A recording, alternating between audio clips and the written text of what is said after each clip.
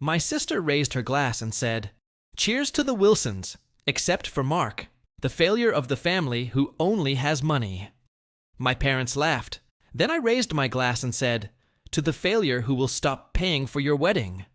"Cheers to the Wilsons, except for Mark," my sister Rowan sneered, raising her glass high.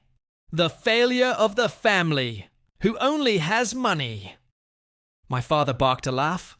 My mother's wine sloshed from her shaking hand. The dining room felt heavy. The smell of roasted meat, the clink of forks against porcelain, the sharp edge of words too loud to take back. I didn't move. I just set my glass down, the stem trembling between my fingers. Rowan's smirk deepened. "What? Don't glare at me like that. Everyone's thinking it." That's when my father turned, his eyes like cold steel. "You've never carried this family, Mark. Not once." Maybe Rowan's right. Silence burned. Then Rowan leaned forward, voice low, smug. Or maybe Mark should finally admit what he did with the money. The room froze. My name is Mark, 26. The one who learned early that silence is safer than shouting. I let them talk, let them twist my name until it became a punchline. I've been the scapegoat since I was old enough to stand in a room with them. But here's what none of them know. Silence is not weakness. It's a ledger. I've been keeping receipts for years. And tonight, I might cash them in. Family members introduced. Rowan, 28. Beautiful in a brittle way. Engaged to a man who doesn't know half her lies. She weaponizes her tongue like a blade. Father, Victor, 60. Sharp suit even at dinner. He built his empire from nothing and never lets us forget. My failures fuel his pride in Rowan. Mother, Leela, 57. Her tears have become background noise, like the ticking of the grandfather clock. She says little, but her silence always favors them.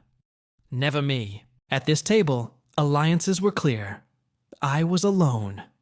Rowan stabbed her fork into the roast. He probably gambled it away. Tell them, Mark. Tell them where it went.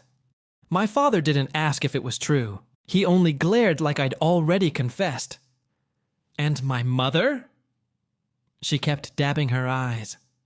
Like always. I leaned back in my chair, letting her words hang in the air. My voice was steady, but my chest felt like a drum. You really want me to tell them, Rowan? For the first time, her smirk faltered. Just a flicker, but I caught it. She blinked, then leaned forward with poison in her eyes. Go on, expose yourself. Let everyone see how pathetic you are. My father's booming voice crashed over the table. Enough riddles, Mark. What did you do with the 50,000? Speak like a man for once. His words sliced deeper than I expected. For once. As if my entire life had been nothing but weakness in his eyes. I traced the rim of my glass slowly, watching the wine cling to the crystal. Funny, I said quietly. How sure you sound. Almost like you want it to be true. Rowan slammed her hand on the table, making plates jump. Because it is true. But then it happened. Her eyes flickered sideways, towards my mother. It was quick, almost invisible. But I saw it, and in that small crack, her armor bled. The dining room turned into a battlefield. Rowan's voice sharpened. Tell them, Mark. Admit you wasted it. Admit you've always been a disappointment. Everyone knows it anyway. My father's face reddened, veins rising in his temples. You've embarrassed this family long enough. Do you think money grows on trees? My mother sat frozen, her hand pressed to her lips. But she didn't defend me. She never did. I lifted my eyes, finally meeting theirs. Calm. Dangerous. You think this is about money? No. I let the silence sting. It's about what you all did to me. The air grew heavier. Rowan's laughter faltered. My father leaned back as if I'd slapped him.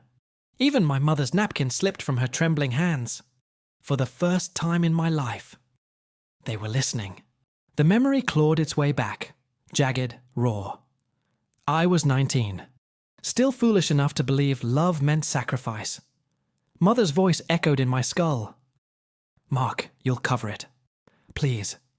You know your father can't find out. Do this for Rowan. You're her brother. Protect her.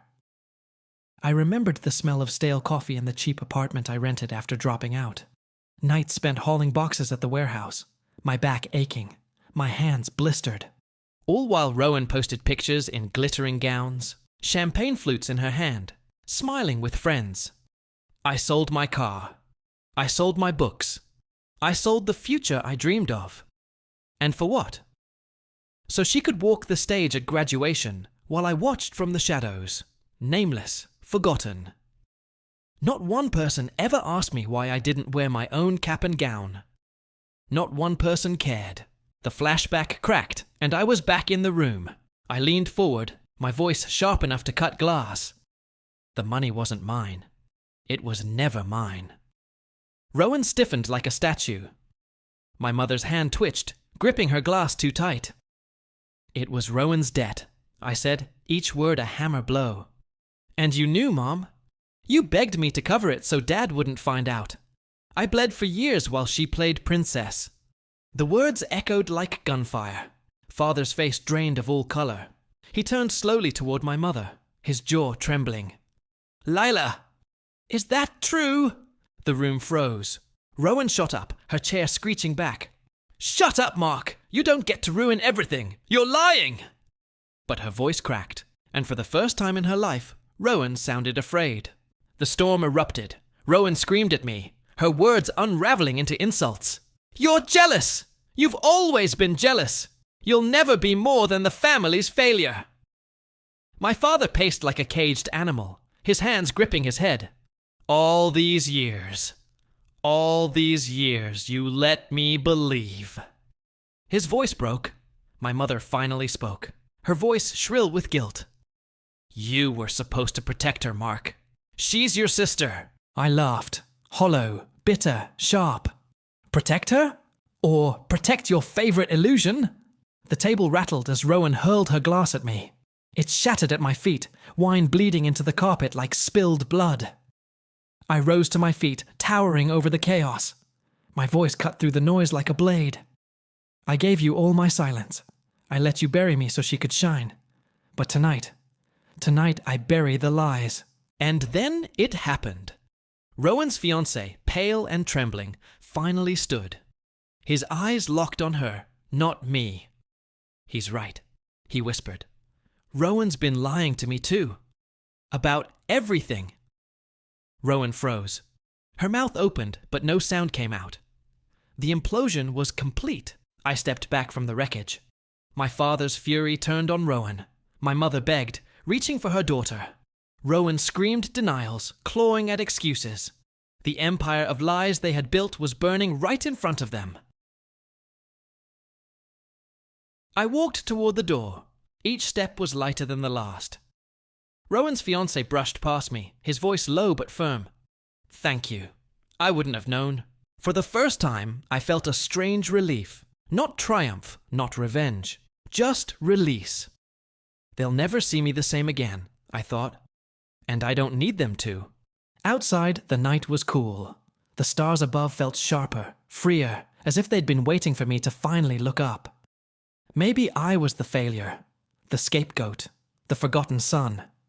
But tonight, I wasn't their silence anymore. I wasn't their shield. I was free. And as I walked down the driveway, leaving the mansion's glow behind me, my final words echoed inside me, steady and strong. For the first time, I don't carry their weight anymore. For the first time, I carry myself. If you were in Mark's place, would you forgive them? Or would you walk away forever? Tell me in the comments. Your voice matters here. If this story connected with you, share your thoughts below, like if you've ever carried someone else's burden. Subscribe for more raw, emotional stories like this one, because silence has a breaking point.